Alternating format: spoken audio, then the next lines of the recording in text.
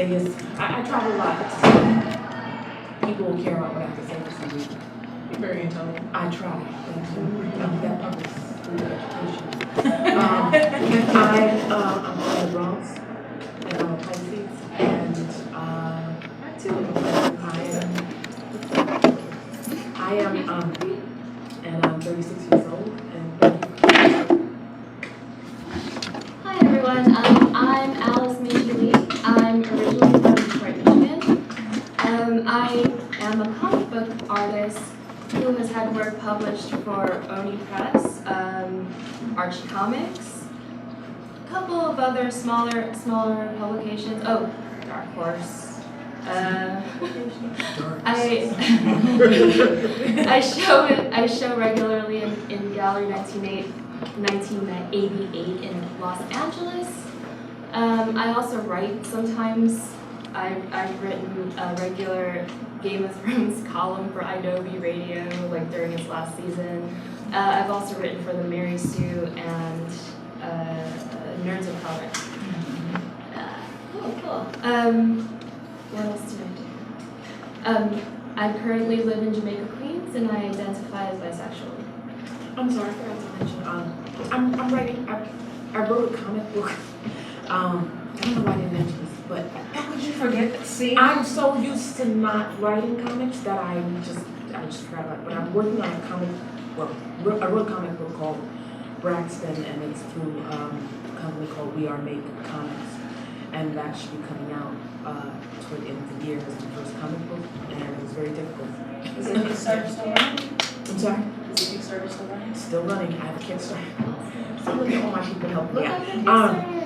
Look out for the Braxton Regenesis Kickstarter, which I'll plug at the end. Yeah. Oh yeah, I'm gonna make sure you guys plug everything you're doing before we go. So. Oh, that reminds me, I'm also doing a Stranger Things art book piece for Netflix. Nice. Nice. That's nothing bigger. Little things. Just some little things.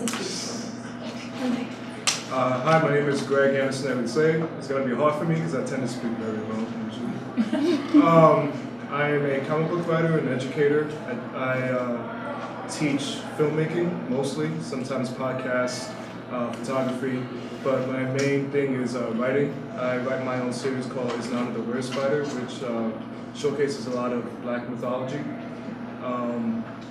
I have current two series is Marasa and The Gentleman, which I write for Evoluzione Publishing, and very proud of that one, especially given that it represents a Black bisexual male who's in a horror book, which I've had a lot of people tell me they've never seen that before, so it's like I'm just gonna do it finally, show some representation. Yeah. So yeah, that's my main thing. Yeah, movies. It's a very successful Plenty of room. Plenty of room. I've seen like half of the movies, so everyone wants to hear my opinion. Thank you.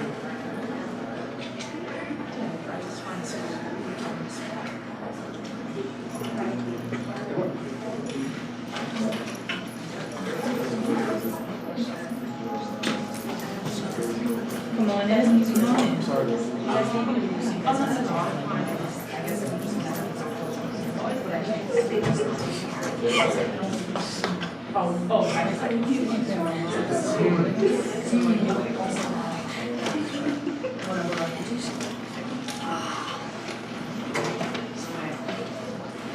All right, everybody. So that's the panel. Thank you so very much for coming. Let's get this party started. I am Foxy Jezebel. I'm a journal blogger, or is it bloggerist?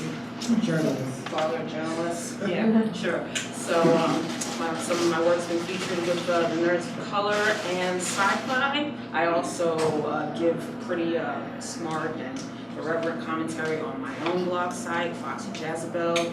Pretty much going into, I talk about anything regarding life and nerddom at the intersections. So check me out. Twitter at Foxy Jezebel, Instagram at Foxy Jezebel. If you want to read my stuff, you can go to foxyjezebel.com. How can we get that shirt? Oh yeah, and if you want to get into this shirt, I have a shop on TeePublic. It's a Nerdy X Woke shop. And you can get all sorts of t-shirts with designs that I create myself, because I do a little drawing, a little graphic design here and there. And this specific shirt is part of my Foxy and Proud series for LGBTQ for Pride Month. And as you can see from the colors in the Foxy, I identify as bisexual. But I have shirts for everybody. I have the rainbow, pansexual, asexual. I like Godzilla. I love that. And hey, Godzilla, I think it was when I said asexual, so Godzilla was like, yes!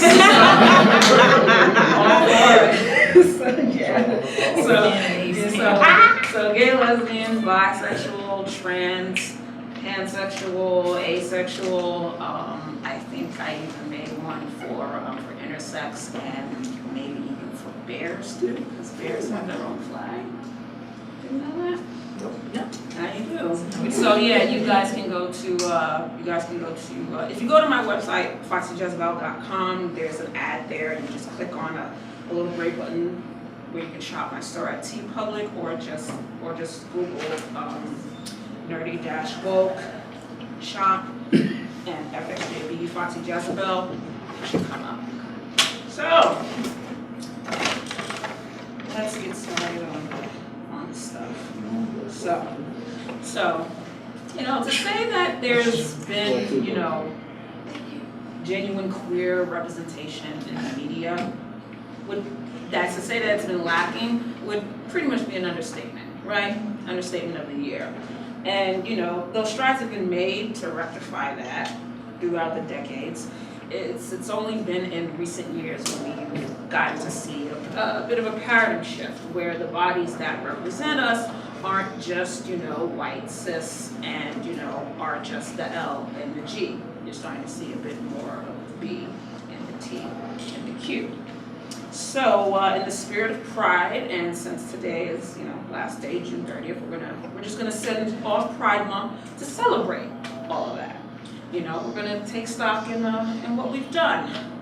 So that's why I'm gonna be telling you guys love the shit out of everything you guys are doing, because you guys did it, so you should be part of that. So we're gonna celebrate all of that, and not just with what these lovely folks have created, but what we see everywhere that's come out of recent.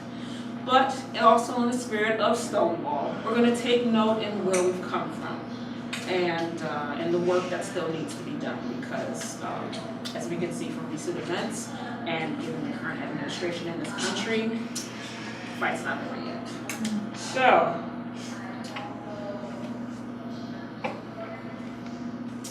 all right, so to my illustrious panel, nothing but illustrious guests when I have panels.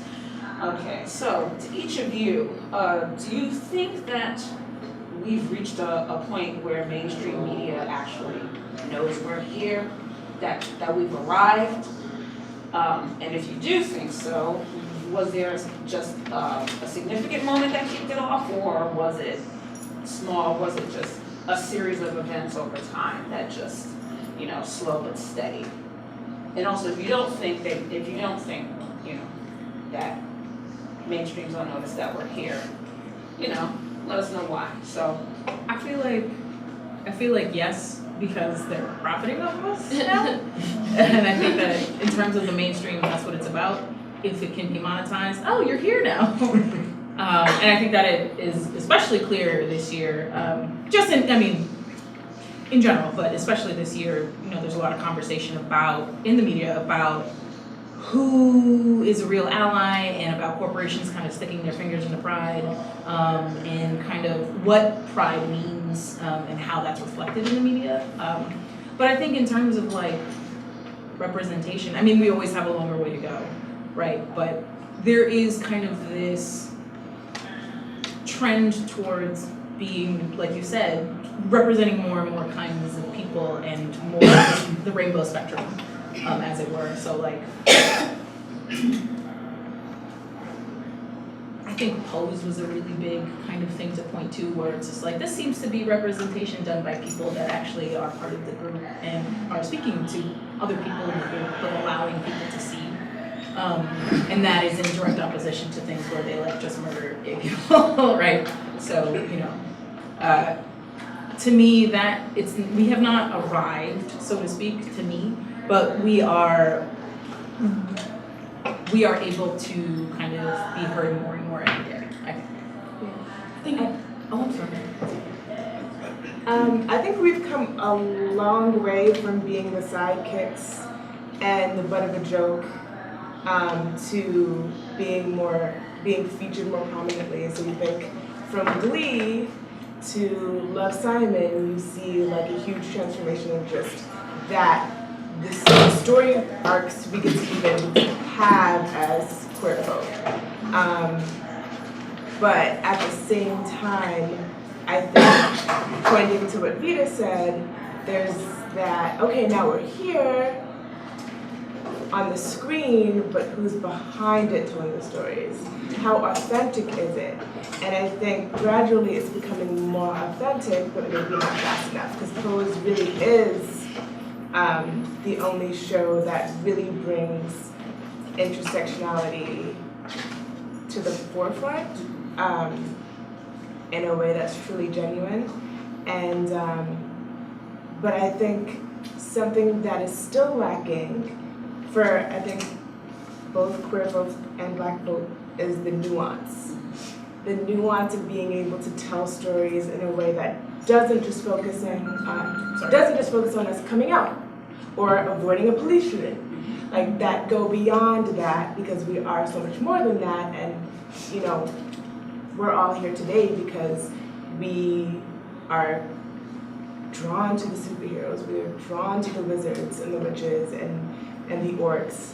So I think for me, my goal is to not just see something like Pose, but like ironically enough, since Angel's like in my new pilot, is seeing the Angel character be somewhere completely magical, and be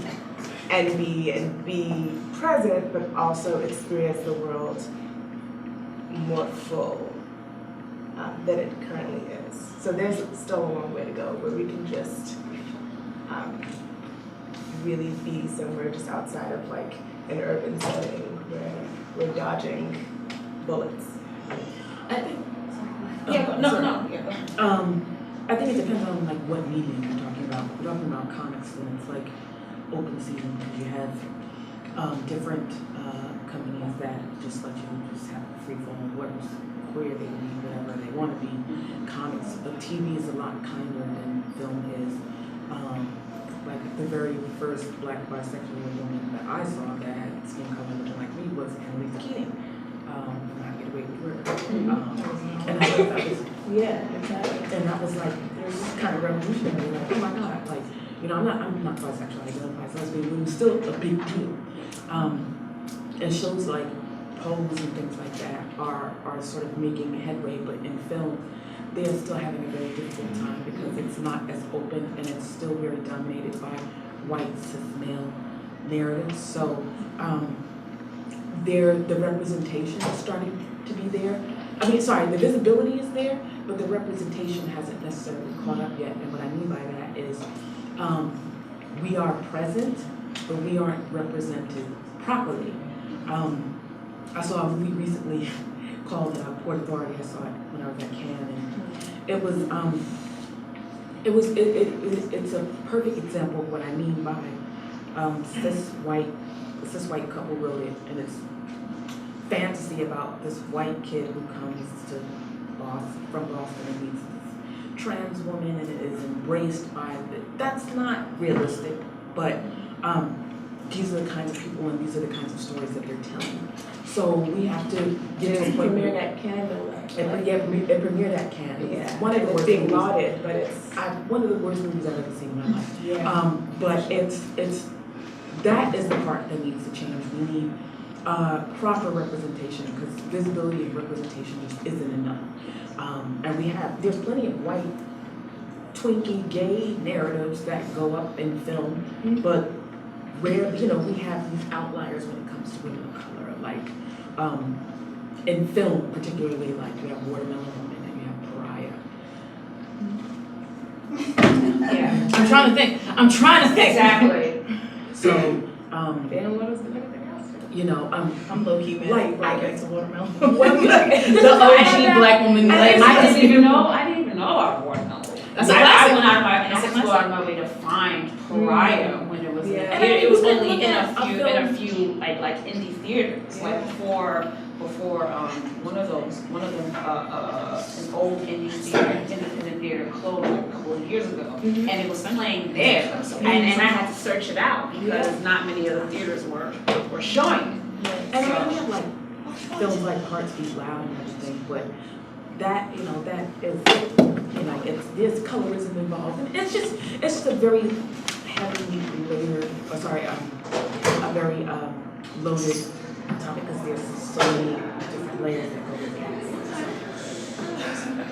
it. So as an Asian woman and as a bisexual, I am kind of at the intersection of two demographics that are heavily fetishized. Yes. That for a long time, I didn't call myself bisexual. I was either lesbian because I was in a serious relationship with a woman for about 6 years, and I was heavily denying, you know, the side of myself that was attracted to men. And then when I started dating a man, a lot of my lesbian friends, you know, just like ditched me.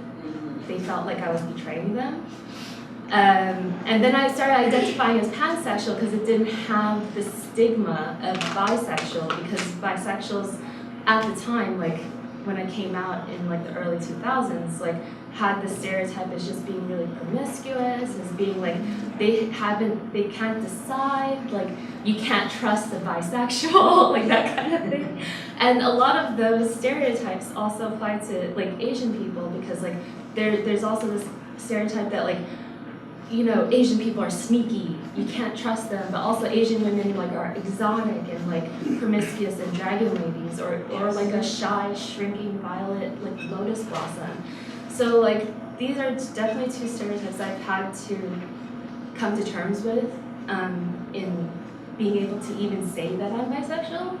But also these are stereotypes that I don't see really being addressed in the media just yet, because like there's so, anytime you see like a bisexual character in the media, like they 9 times out of 10 they will still be like that kind of like, oh, she's like an edgy cool girl, you know, there for male titillation, instead of like showing it from like her perspective or like his perspective. Like there's barely any representation of bisexual men. None. Yeah, I so- stay so looking for little. it. Yeah, me too. That's why they were like, hey, amazing. I'm just like, And they'll always bring it up in movies. Like I saw this one movie on Netflix, and I'm like, oh my god, he's bi, and it was about him realizing he was gay. And I was I like, know. Yeah. What movie was that? I don't know. The same thing happened to like Iceman from X-Men, because I feel didn't he have a relationship with like Cecilia Reyes before? Like, and I'm like, And he's had, like, he's there had- was a character way back in like the early 90s, I think her name was Pearl or Opal or something, and they were dating for like, huh? So like she was like shapeshifter. No, I think she was just, I think she was a human, and they were dating for like the longest time, like, and off and on, and then now all of a sudden, like, he's like, not that I minded, I didn't, I'm like, hey, you know, as we know, sexuality is a spectrum, so, and it changes after a while. But a lot of the representation is heavily based in tropes. Yes. And like when you see bisexuals in film, it's like they're slutty, they're psychos, you know, and it's a lot of it is based in their sexuality. They always As, want, you know, you know, we always just only go for, you know, for polyamory. Nothing wrong with that. I'm down with all of that, but it's just that, you know, being bi, you're sort of pigeonholed into the, you know, oh, you know, since they don't want to make a choice, so, you know, they can't be faithful, they can't be in monogamous relationships, you can't trust them, and it's like, where did y'all come up with that? or even in like poly relationships, there are so many like, you know, male-female relationships who are looking for a unicorn third, and that's in the poly community. I know that's like kind of like Yeah. Yeah, not very. I think, well, finally bisexuality is starting to become more of a topic, a forefront when it comes to representation. I remember the first time I've ever noticed anything about it being represented, which I'm shocked given my mom is a very conservative Christian and she hates anything like that, unfortunately, but she rewatched The Color Purple like 1,000 times together, and she never, for some reason, Picked up on picked up on the bisexuality stuff. And I remember, foundational. And but Suge to me was like represented like everything. And I thought she was just like this dope ass woman. She didn't give no F's. I know there's kids here, sorry. And she was just like, I like you, come here. If I like you, come here. Like it didn't really matter. And to me, I was just like, holy crap, and she was black too, so that really stood out to me. And Whoopi Goldberg's character, Celie herself, is essentially also. I'm not too sure if they really. In the book, she's a lesbian, but I don't know about the movie. Okay. It's unclear. But they're hook up. Yeah, but it's so we're turning away now. Yeah, in the movie it's definitely very muted, and I don't think Spielberg really, his explanation for it really didn't do it justice. But I think with dudes though, I know Issa Rae announced that she's making a show about a black male bisexual who will be the lead character, and I think she did a very good job in. I think she does a great job with Insecure in general. And there's one character who wasn't bisexual, but who it was a straight male who experimented, and that caused this huge thing with Molly because it was like, oh, he's gay, he's bisexual, whatever it was. And I remember seeing online just all the stigma that just showed up. It was like, oh no, he experimented, he has to be gay, period. And to me it was just like, no, he's not even bisexual. He literally says, I didn't like it. It's, and I feel like we're getting to that point, especially seeing how people have such a backlash and pushback against queer representation, that's showcasing that we are making more steps of being represented. Unfortunately, we have to deal with all that backlash, but we're getting all that backlash because it's becoming a little bit more commonplace. And a bit of even a backlash when they announced that Valkyrie actually had a bisexual scene in Thor 3 and they took that out. And everyone just had an uproar about that. It was just like, all right, so we're gradually making steps. Tessa did what she could. Also Black Panther, they deleted. Yeah. We'll get there. I think as you said, it depends on what medium it is. TV is more. It's just a shame that we could have Steven Universe be so incredibly successful and still, like you said, film is much slower. They just don't take note, and it's also just a longer process to make a film.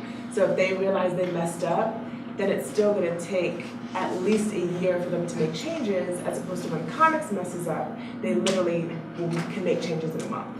So that's the difference between mediums, is the actual turnaround of executing and cost. media. And cost, right? cost. You can, that's, and I don't want to be too generous, but I do want to be a little generous to say people, it's about making money.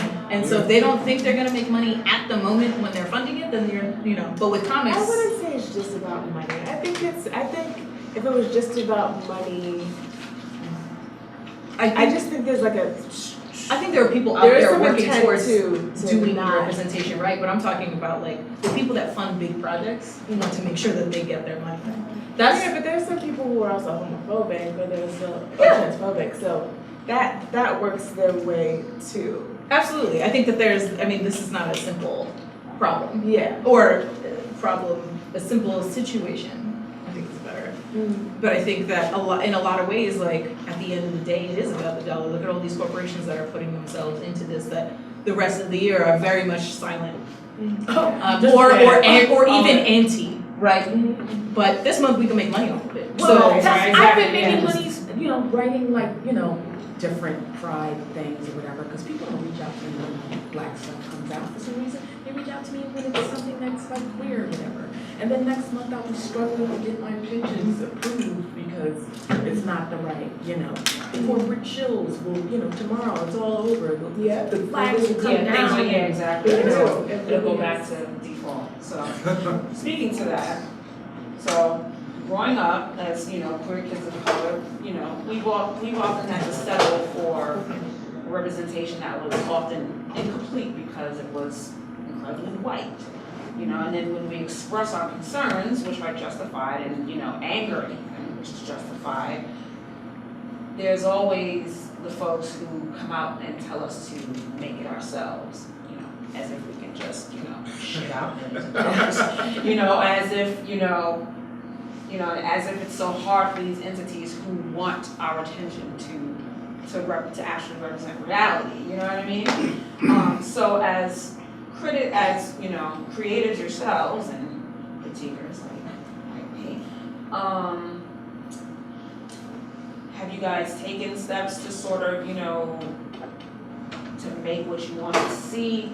Do you feel that the onus is on us to prove we exist, or is that like the fulcrum of why you do what you do? I'll start first.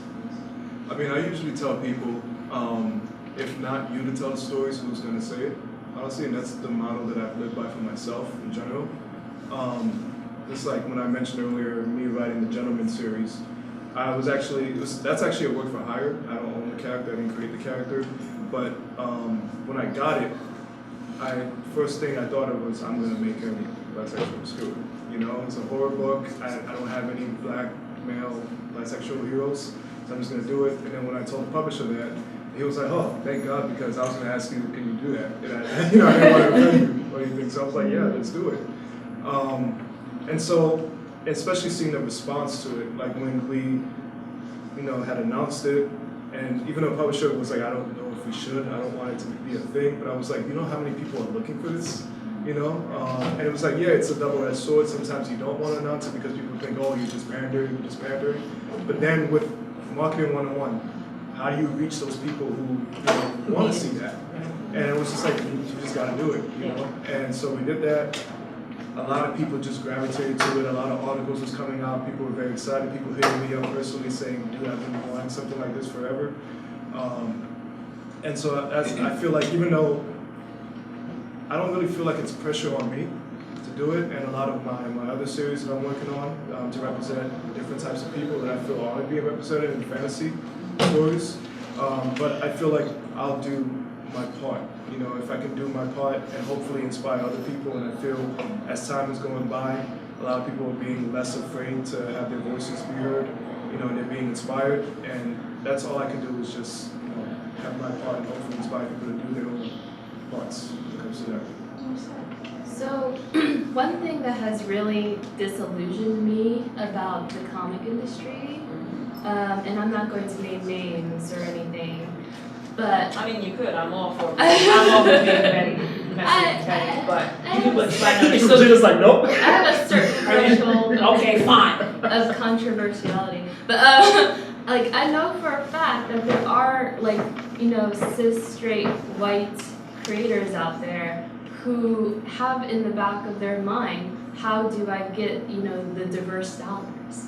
So they do try to appeal to that demographic, our demographic, and they go so far as to even hire artists of color to tell those stories that they are writing. And oftentimes when I read those stories, they completely miss the mark because they're not telling it from an authentic place. I mean, I don't say it to their face, but it happens, and it's happened with a lot of people that I know in the industry. So I'm just saying, if we don't do it, people like that are going to do it, and they're going to get it wrong. Right, and two, it's worth noting, right, that history is written by the people that have won. But in storytelling, in telling stories specifically, the people who have won are the people that are telling stories. So just by virtue of telling these stories, we are winning. Mm-hmm. And I think that the onus shouldn't be on us, but it is. Whatever your intersections are, that is a thing you have to do, even though it shouldn't be. But also, I want to say, I want to. I don't want to just tell stories about cis-het white dudes all the time. I don't have anything against those people. in general, but it's like, I seen it. Like, it's boring to me. It really is. And like, it just is so exciting because it's like, we are asked to empathize with people that are very different from us all the time. And the more intersections that you have, the more you are asked to empathize with people that are different from you, right? Or to just empathize on that, and empathize with like the default that this is what. Right. Well, and that's to say that like certain people are seen as the default even though they're not, and we are asked to put ourselves in their shoes. And let me tell you, I love Captain America in movies. That's my homeboy. He fights the fight. I'm not a dude. I'm not white. Good Lord. I'm not. I would argue that he's bisexual, but whatever. I don't identify how he identifies in that way, but like I can do it, so why can't you do the reverse? And why do we assume that people don't want to? No, I'm gonna write these stories because I think it enriches people's lives that are way different from me. Like, who doesn't want to look at people and go, oh cool, you're here too? Awesome. You know what I mean? But all right. I think again, it's like a medium thing. Kickstarter is great for like, you know, comics and stuff, because right now working on Braxton, it's like, okay, so this black southern bisexual character that we have. He's the leader of yeah. Oh, dope! I placed it. Oh, thank you. Yeah. Appreciate it. Okay, now I'm blushing. I asked why. You know, and you can create things like that on Kickstarter, like, and we see how successful it's becoming, and it's something that people want. But when you write a screenplay or you write a pilot, and people are like, well, make it yourself. Okay, you can do that. You can take your phone and you can record it or whatever. But there's always the but there, which is, you know, sometimes, you know, big budgets are involved, and some people do that through Kickstarter. That's the great thing about social media, and these things that we have been given the power to create on our own if we want. But when you get into film and television, it's not as simple. And then you have these diversity initiatives with different studios that come up once a year, and they choose 4 people, and that's that. Or you'll get, like, Disney just came out with something recently that was like, well, we're looking for, you know, diverse people to tell short stories, but you have to have experience. So it's like you have to have experience to get experience. Yes. Yeah. Well, and so there are barriers, and that's why the discussion about making yourself is very complex, because it depends on what you're talking about and what you're making. When people make these like grand gestures, or just blankets, and just, you know, blanket statements like get up and create your own movie studio, your own Hollywood. Where? But then you do, and then they don't not like. And then they don't support it. Yeah. Right? And then you do, and you're like, well, I don't like this shit. It's some gay shit. I don't want that. It's like, okay, well, you said to make my own thing. I just did it, and now you won't support. So there's that. I think it's also important, like, for me, I feel like the onus is on us to create what we want to see and what we know to be lacking. But I also understand that it doesn't just stop there. Like, I don't want to have all my characters be black, femme, bisexual protagonists, able-bodied protagonists, because for me, I think it's also not only my responsibility to take ownership in creating authentic narratives, but also whatever privilege I stand from to make that visible. So for instance, I'm not above critique just because I'm black, femme, and queer. So if someone says, oh, that's a little ableist, or that sounds kind of fatphobic, or any of those things, I'm also responsible to be part of that conversation as much as a white, straight dude is. Yeah. So for me, it doesn't just stop there. Like, I have to decide, like, okay, I come from a marginalized space, but then I'm creating characters and I have an opportunity to have someone who's differently abled, or someone who is fat and fucking proud and fierce, and all of that. There's I have to nothing be a part of saying that that you can't. conversation. And there's nothing saying that you can't, but it's also like that guilt of like, oh, should I, like, is it irresponsible for me to tell this person story that's not my own. That's kind of what I'm speaking to. It's like, if you, the first comic I ever got hired for was Bitch Planet Triple Feature. Which I saw. So I did a short, and it was this creepy ass story about these girls who dance for a mysterious audience and get this really creepy prize at the end that they're fighting for, but they don't really know that the prize is really scary. And my two characters are two little black girls, and one of them has a prosthetic. And so I was introduced to this Instagrammer that I'm obsessed with. She has a prosthetic. She's this beautiful Haitian femme person, and I was like, can you tell me a little bit about, I would like to do this because people with prosthetics can dance, and I want to show that to be true. And she was like, yeah, like I actually charge it. I have to charge it because that calibrates the weight and make sure that it works. So that's something that I put in, where it's like her friend was checking on her, did you make sure to charge it? Or like just little things like that, but you have to be able to respectfully ask people, like, Right, I think engage that a conversation outside of just your comfort zone, even if that comfort zone is like, I'm black and I'm queer. Like there's still other areas you have not.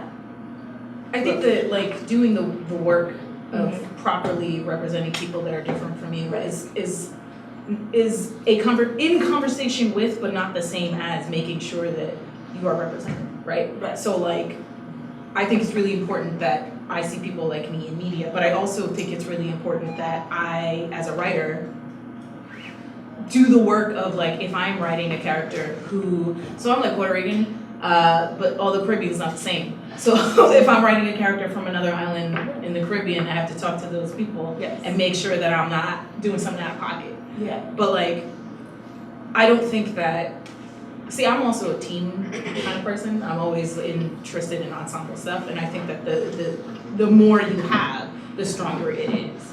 So like, the more kinds of people that you put into your work is going to make your work better. But you have to put them in. Because it's a proper, it's a proper reflection of the world we live in.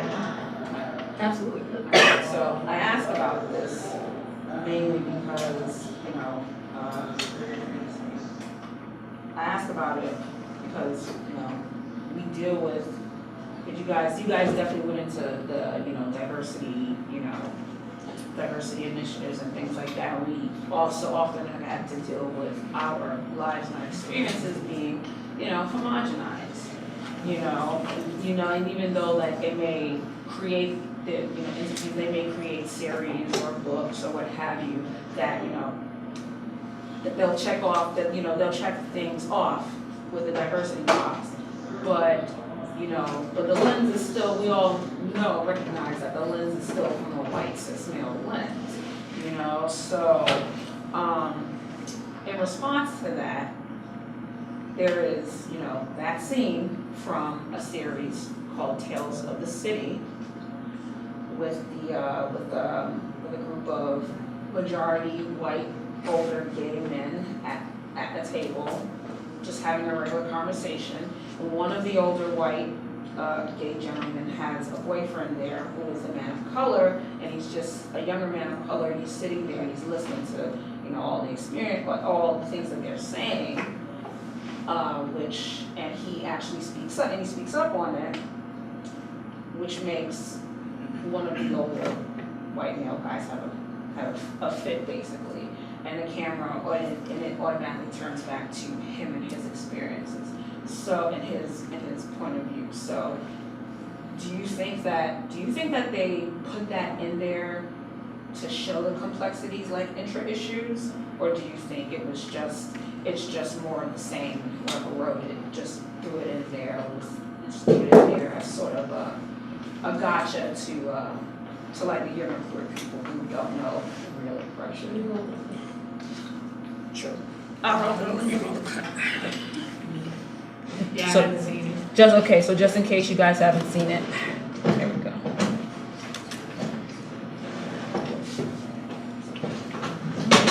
Watch television.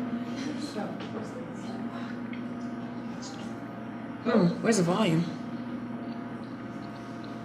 Should we just play it on the computer maybe? I'm probably gonna have to do it. I don't know if I can even speak to it even if. What about Peru? Oh my God, right? We are going there next time. Machu Picchu, Cusco, Lima. Are you doing the, what's it called? The Inca Trail. Yes, and Sacred Mountain. That sounds amazing. Can you believe this one has never been to Peru? Isn't it crazy? The best thing about Machu Picchu, the Sherpas. When you're on the trail, you just stare at those gorgeous legs. You will not fall off the cliff. The Sherpas carrying you up the mountain. Like that or an upgrade. This would definitely take it. Just be like Pedro, Jorge, whatever. I need to be carried. Remember last year when Ken and I were in Mexico City with Steve and Phil? Oh, and their weird friend, what was his name? I know who you're talking about. He told us about this club down there, so we're out walking around this totally sketchy part of Mexico City, and it's really late, and we're Very funny. Select that. Right, we go in, and it's full of trannies. It's a tranny club, a Mexican tranny club. Of course they're not you. I don't think that we use that word. Sorry.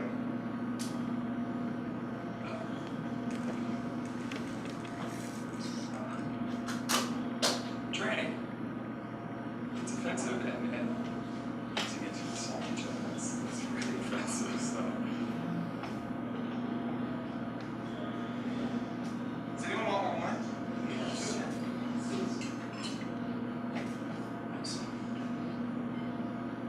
I just don't really appreciate that we have to be pleased. It's a fucking gay dinner party. Thank you, exactly. It's just a bunch of fags motioning around here. Probably doesn't like the word fag either. Or we just talk about Machu Picchu. Whatever, go back to that. I mean, look, you can call yourself whatever you want. I just think it's important to call other people what they want to be called. That's the easy thing. Yeah. Why don't we do dessert in the other room? Let's go. Can I ask you something? Why is your generation obsessed with labels? Obsessed. Because you call someone as a bird. It's about dignity. It's about visibility. Okay. I think we owe that to people. Especially when you're coming from a place of privilege. So you look at me and you see what? A rich white man. Is that what you mean? Is that my privilege? Yeah. Yes. Guys, I don't. Let me tell you something about dignity and visibility. How old are you? He's 28. Okay. Any so-called privilege that we happen to enjoy at this moment was one. Okay? And by that I mean clawed tooth and nail from a society that didn't give two shits if we lived or died, and indeed did not care when all our friends started to die. When I was 28, I wasn't going to fucking dinner parties. I was going to funerals. 3 or 4 a week. All of us were. I understand what you do. Oh, you do? Really? Why? Because you saw angels in America? Fuck that. Fuck that. You have no idea. Do you just tell a brown person they have no idea? Yes. With your safe spaces and your intersectionalities, Gay marriage, fucking without condom. all of it, this entitlement you now have to dignity and visibility as a gay person. Do you even know where that came from? Do you know who built that world? Do you know the cost of that progress? Black people. Black people. Brown trans people. So if a bunch of old queens want to sit around the table and use the word tranny, I will not be I told kind of heard of by myself. someone. I feel like you would have caught a brick to the face, so like I don't know, folks. So do you think that do you think the writers threw that in there to show the intra issues, or if it's just, more of this, more Well, of the same? I think that, because the young gentleman didn't really say very much after that. There was no give and take. It was just a chastising. So that sounded more like you know, a chastisement on millennials or your generation as opposed to an actual open dialogue of the problems within the LGBTQ community. And I mean, but I think what's perfect about the scene is that it displays the state of the community at large, where you have cis, gay, white folks who use marginalization as an excuse to be shitty, as an excuse to be bitch asses. So excuse the language, but and the bitch assness that comes with that. And so I think that y'all can laugh because I mean it. You know, and they use that as an excuse to be, and for him to say, well, you know, who built that? Yeah, it was trans sex workers of color who built that, not you. And they're living. A lot of people don't realize that they are reaping the benefits of the hard work of others. And that scene, I think it was just crafted to be a chastisement on millennials as opposed to an open dialogue. It doesn't even, I don't know, it doesn't sound realistic to me. It's not particularly well written, in my opinion, but I get it. It puts some issues on display and just.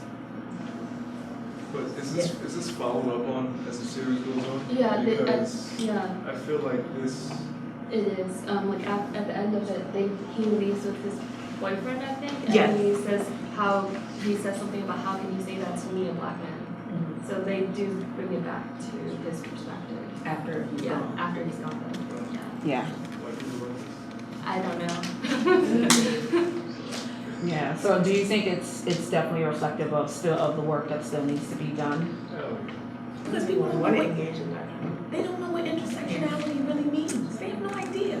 But it's not just that too. You know, he's speaking about reaping benefits as if suddenly everything is better. So this is also in conversation with the idea of a post-racial America, where it's just like, okay, or even like as if being able to be married sometimes and recognized sometimes in a state erases everything that is still happening, right? Because he himself, whether or not he is rich, it seems like he's rich, I don't know, doesn't have to see it every day. So it's like, no, even people that look just like you and identify just like you are still, still, they're going to funerals too. It's not the same kind of thing. It's not the same.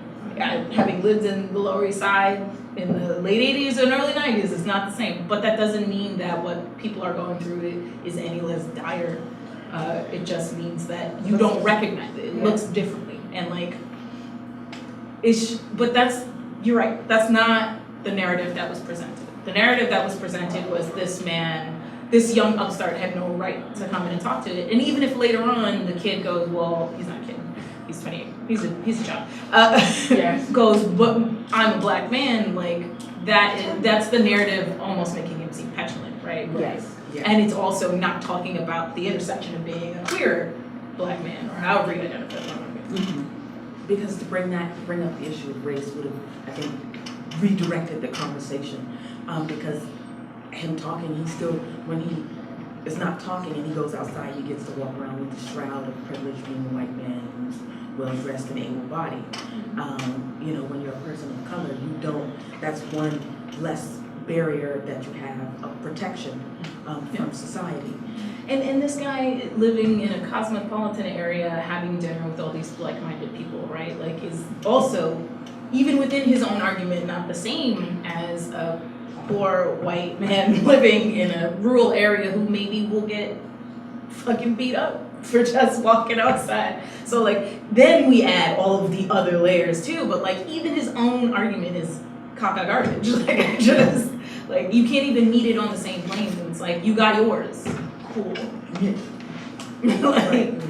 And then getting treated like, no, since Yeah, I got mine, that means everyone has gotten theirs, so what are you complaining about? Right.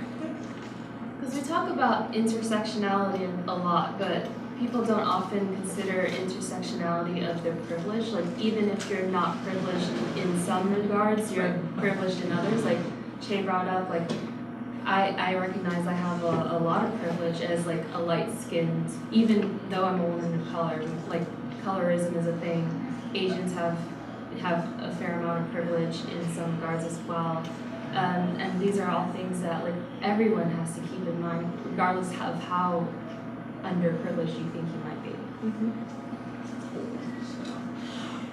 Regine, before she left, told me that we sort of kind of got to start wrapping things up. Does he have a question? Oh, you just he just and also like he's got Superman on the back of it, so that's right. I can totally see that being a thing. So so let's see if we can end this on a good note, because I get that was kind of, I mean, I'm not to necessarily be a downer, but we do have to take note that these things are, these issues have not gone away. They are still here. And so we still have a lot of work to do. But to end this on a celebratory note, please tell everyone what you're doing. Plug everything that you're doing, celebrate it, be happy about it, stunt, and we'll let everybody go. Shay? So, like I mentioned before, I'm a filmmaker. I write and direct, and I also write comics. And so right now, I'm on my first comic series called Noble for Lion Forge. It's a black superhero, and I literally submitted my first script 2 days ago, and I was like, so that's really amazing, and it comes out in February, so that look out for my arc of Noble. As for my filmmaking, I actually, my Kickstarter launches tomorrow. It's a project called Magic Hour. Magic Hour is basically the Twilight Zone, but black and queer. And it stars India Moore, who is one of the stars of Pose. So please go to Kickstarter tomorrow, type in Magic Hour, and support and share if you can. And what time is your screening? I have a screening in, wait, where? Now. But where? I have a screening in now this room, of the trailer. I have a screening now of the trailer. Is it here? In this room. Oh, and it's here. So I'm staying here, and I'm showing the trailer. Che Grayson, you can find me at Che in Wonderland on Twitter and Instagram. I'm Vita. I write comics, both people like me. My creator-owned stuff is all brown and queer of various flavors. I wrote a series called The Wilds and another called Submerged, and both of those are available. And I also write work-for-hire stuff with people very different from me. I just wrapped up on Xena, and I just wrapped up on Prisoner X for Marvel. Xena's for Dynamite. I've written Wonder Woman and Supergirl for DC. Sure. Huh? Sure. I've written Shuri as well. Shuri and yeah, I got to play with Miles Morales, my boy, my son. I love him. He a good boy. Yeah. So I've done. I do Livewire for Valiant. That is her first solo title, so she's pretty cool. She's a technomancer if you like that kind of stuff. And yeah, my stuff is all available online. I'm on Twitter and Instagram at definitely Vita. I'm very simple in that way. Both of them are the same. So yell at me online if you like it or if you hate it. That's fine. I do use blockchain on Twitter just because the internet is wild as fudge. But yeah, very wild, very nutty. But you know, my Instagram's open, so if you find yourself blocked on Twitter, it's not personal. But hit me up on Instagram. Wow. Everybody on this panel is mad famous. I'm just the upstart. Let's see. I'm working on Braxton. Braxton or Genesis is the name of the comic. It's my very first one. Submitted the final script is going to be submitted soon. We're doing a Kickstarter to get the art and everything together. Looking for that to be released at the end of the year or at the beginning of next year. We're still working on that. Kickstarter is currently running. Kickstarter. My Kickstarter is the Kickstarter is currently running, and if you would like to back it, you can go to Kickstarter. Just type in Braxton or Genesis. I'm also working on a pilot anthology around tech horror. It's a tech horror show, and there's some interest from Blumhouse, so we'll see where that goes. And I'm working with several other people in something that's pretty unique, like a virtual writer's room, which is all new.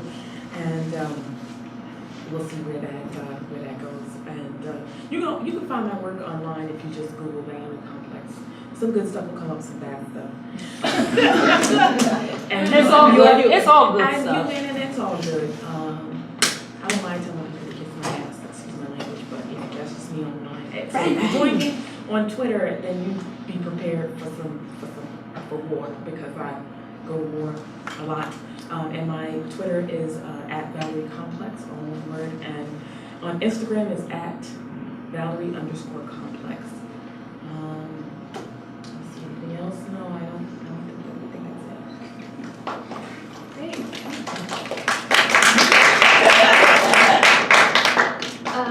I did some work for Titan Entertainment for their Alien 40-year anniversary art book. It's called Alien 40 Years, 40 Artists, so I'm very fortunate to be one of those 40. It's coming out in October, I think in time for New York Comic Con.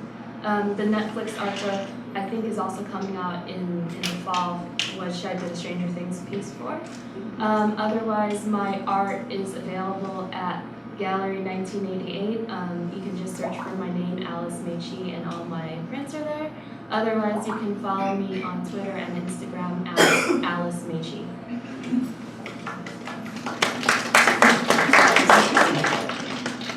Finally, I'm Anderson Elysee. I'm a comic book writer. I'm sharing a table with my sister, the other side, across the bridge.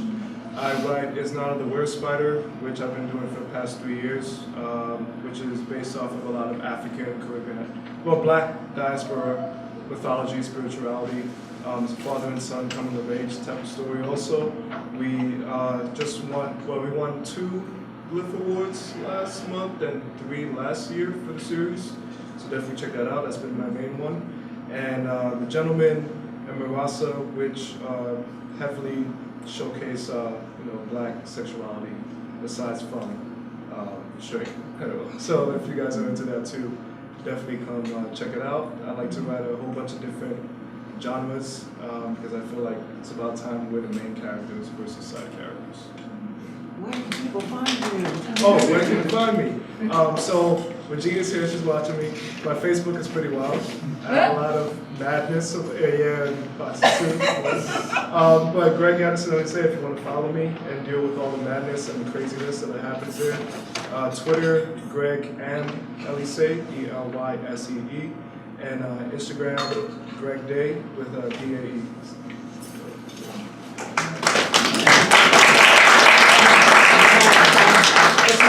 Give a major thank you to all my illustrious panelists. Thank you for giving us your time and your energy for this subject. Thank you guys for sticking around. Where can we find you online again? Find who? Me? You? Me? Oh, okay. So, yeah, nah. You can find me on Twitter at Foxy Jezebel. Like Valerie, I don't start wars, but I will definitely let the chopper spray when it needs to be sprayed. You can find my blogs at foxyjezebel.com, Instagram at foxyjezebel, yeah, that's pretty much it. So thanks for giving us your time and your energy. And if you want to stick around, we're going to be viewing Chase film Magic Hour, which she directed the trailer. The trailer. The whole thing. It's just a trailer, but I'm sure it's still one. I'm sure it's still the bomb.com. Yes, you can. So if you want to stick around and see the trailer for Magic Hour with India Moore from Pose, you can stick around here if you want to do that. That's my butt. I'm so sorry, guys. I'm so sorry. That chair is dangerous. Regina's butt is dangerous. Other than that, if you guys want to just go ahead and look around with the con some more, feel free. Everyone's here till 5. Thank you so much. And it's going to start as soon as Jay comes back. So give us a couple of minutes. So you got time. A little bit of time. Here, go. Thank you. Thanks